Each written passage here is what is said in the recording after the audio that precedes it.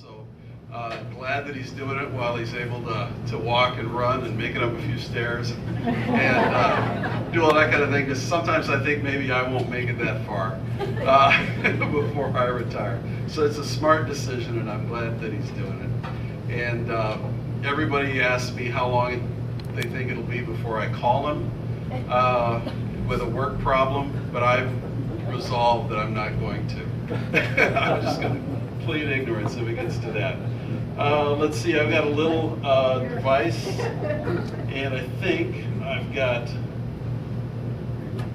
more paper than I can hold on to. So anyway, John Zakel started as a VISTA volunteer working at Fergus Falls Hospital in 1971. Just to give you a little perspective on that. For you video gamers out there, Atari released Pong that same year. There was bipartisan activity in our legislature, and the Minnesota Miracle was enacted. Wendell Anderson became governor. He wouldn't have his picture on the cover of Time magazine for another 4 years. 1973, the American bald eagle is placed on the Endangered Species Act, and the Watergate scandal breaks. It's not resolved, just breaks in 1973. 1975, Saigon falls and the Vietnam War ends. And the really important thing that happened in the world that year, the Treaty of Osimo set the borders of Slovenia within the Soviet Federal Republic of Yugoslavia.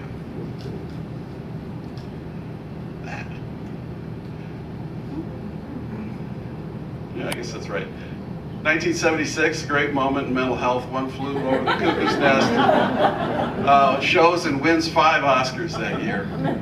1977, Elvis Presley dies. He was the same age as my father. My dad walked around the house for 2 days in a complete funk. But at that point in time, John was no longer working at Fergus Falls. Instead, he was working at the Mental Health Division in the Centennial Building at the Department of Public Welfare with Alan Mathiasen. And Alan, if you'd like to come up and talk a little bit about what it was like to work with John back then. No fair, I don't want to be burnt up. I know it broke the ice. Sorry. You want me to use that thing? Yeah, I think you better. Yeah. Yep, you don't want to get too far in front of it or it'll yell. You want to be up there, we can do like that.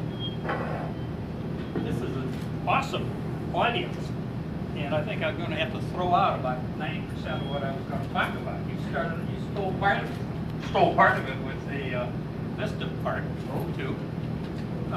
What I was going to try to cover, as Don has said, is some of the going on and you got what was going on in our world of human services during the 70s. And then I look around, we've got community mental health center people here, we have mental health association people here, all of you who, many of you know more than I know about the system back then. But here goes. I do feel honored to be here, recognizing many accomplishments and contributions of my very good friend, John Zakel. Is this working? Yep. Well, his professional role, Point it at your mouth. Yeah. like that. Yeah, that's better. Somebody knows the volume? Oh, we need the volume Well, for that. okay. Well, his professional role in the human services field is well known. I also want to recognize another equally important side of John, that is of his being a very good, generous, and caring person. Some of you know that John and I have done a variety of outdoor activities over the years, going way back to the 70s. So, thanks to John, at my advanced age, I'm still able to go canoeing, go fishing, and John, fortunately, has stayed healthy and strong, so he can still pick up a canoe off the ground and put it on his hips, like Sigurd Olson probably used to do, and do the heavy lifting. So we go out still pretty regularly. John's also the true sportsman. Now this isn't really what you had in mind, but tough luck.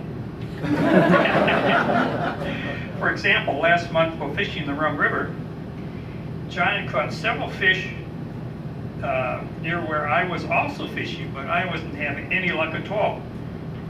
And so after a bit, he invited me to fish in his hole. And guess what? I promptly pulled out a almost state weight limit a red horse.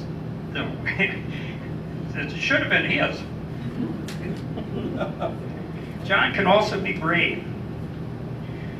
Once we were camping the Boundary Waters, we inadvertently pitched our tent right next to a game trail, and used by the moose. And a short time later, a full-grown bull moose came down the path, stopped about 50 feet away from us.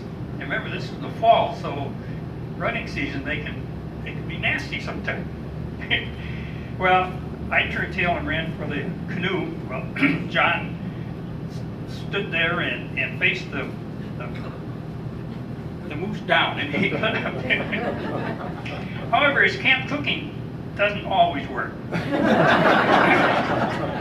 Like the time he was melting snow for coffee during the winter camping outing, and guess what we found in the water? A number of rabbit droppings. So obviously I had to start over again. Okay, now to try to do the more serious things. This is part that Don Allen stole from me, but let me put it in. Flashback time to about 1972. And this one I'm picking up, I hope I've got this right, John. Brown County. A young, idealistic, bright Vista volunteer arrives from Boston, Brown County, to help organize rural services for the poor and handicapped persons. The job even came with some fringe benefits of a sort. Free room in the barracks building at Flanders State Park, and at various times having to live with welfare client families of the Brown County Human Services Department. At that time, the department was well into supporting and establishing the daytime activity centers through a grant and aid program. And John got involved in helping there in Brown County, and was part of the team that got the Brown County DAC started. And I'm wondering, and then he and I had some contacts at that point too, because I was working DACs too. And that may have been John's first direct connection with DHS, maybe, and leading to what ultimately we're here to celebrate today. A little later, John was recruited by Ed Constantine of the Community Programs Division to manage the DAC program.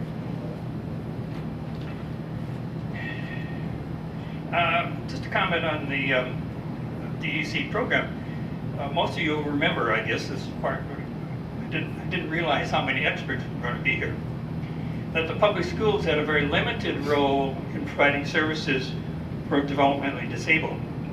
I think probably just the mildly involved. So the only other resource for families with these kinds of problems was the DAC, which is non-residential, or the state hospital system.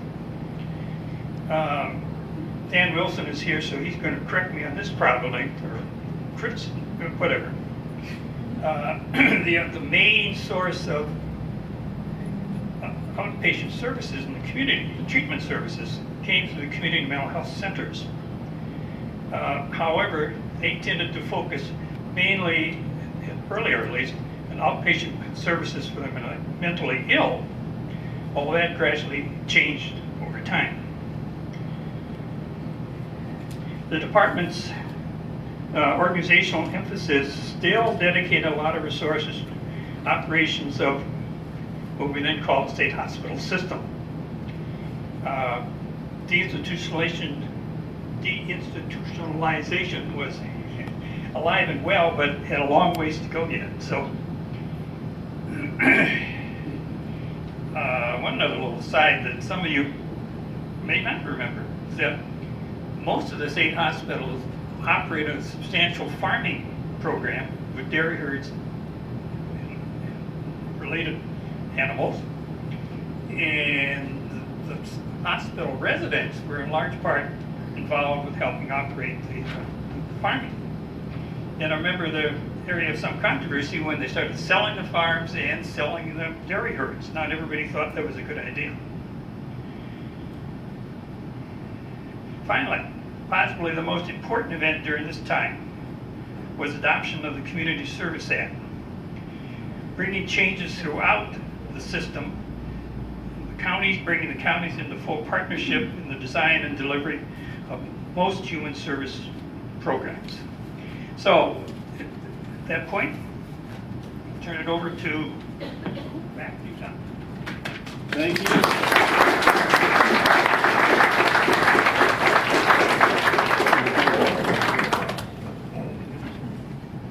Okay, well, moving on. Roll into the 80s. The Soviet Union invades Afghanistan. Rudy Perpich is governor again, and the AIDS virus is discovered in 1984. In 1985, mental health advocacy and provider organizations within the state begin to flex their muscle and form the Mental Health Legislative Network. And Sue, are you here to talk? Oh, it's right behind me. Great. Thank you.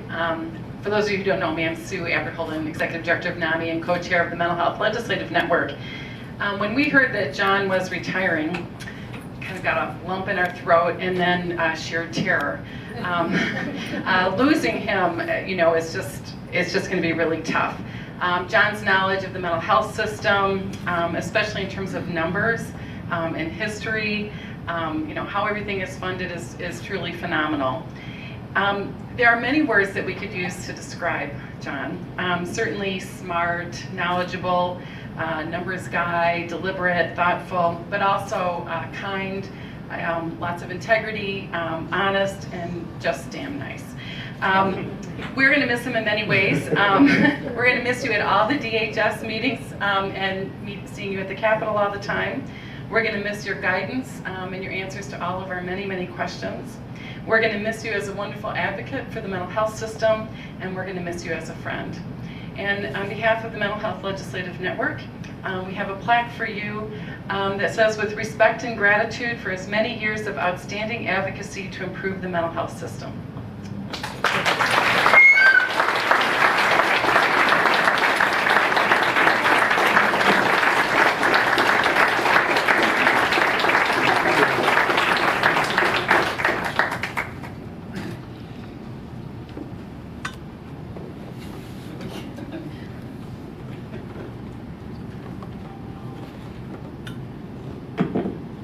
Okay, thank you, Sue. 1985, Mikhail Gorbachev becomes General Secretary of the Soviet Union. 1986, Governor Rudy Perpich orders the creation of the Commission on Mental Health. This was a big moment in the state's mental health system. And it was followed up immediately by the passage of the Comprehensive Mental Health Act. And I'm sure in a related move, the Twins won the World Series. In a completely unrelated move, Prozac became the first of the new class of antidepressants. 1988, I was hired just before this happened, so I remember this very clearly. The Mental Health Division buys its first 2 IBM computers. They have 20 megabyte hard drives.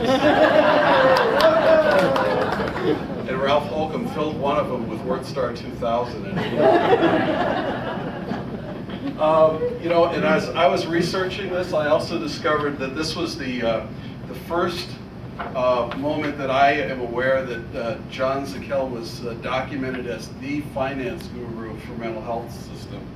I don't know how many of you remember Serving Minnesota's Mentally Ill and Introduction, the League of Women Voters report that came out in 1988. If you go into the very back, in the notes section, yeah, I know, some of you helped write it. It says, notes for the section around financing mental illness services. It says, We are indebted to John Zakel of the Mental Health Program Division, Department of Human Services, for most of the following data.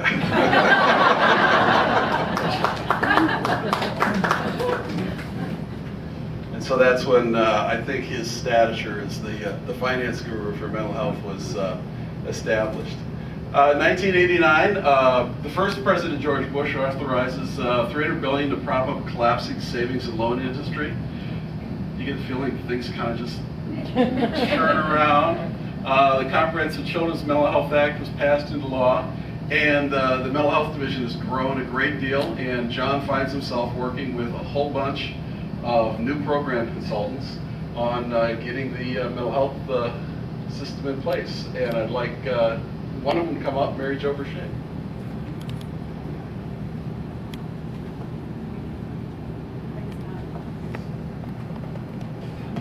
I joined the mental health division in the mid-'80s, and I came in as working with the Rural 36 residential treatment programs. And at that point in time, it was all male except for Camilla, who was the secretary, and they had a very interesting way of hiring people. Even though Terry Sarazan was the director and there weren't any supervisors per se, I was interviewed by all of them, and they had to unanimously agree to hire me. And I was a little concerned being the only female coming into the division besides Camilla, but John and the others put my fears to rest. The 80s also started with Assistant Commissioner Ronald Young, who was the commissioner here, and during the 80s the name changed from the Mental Illness Program Division to the Mental Health Program Division.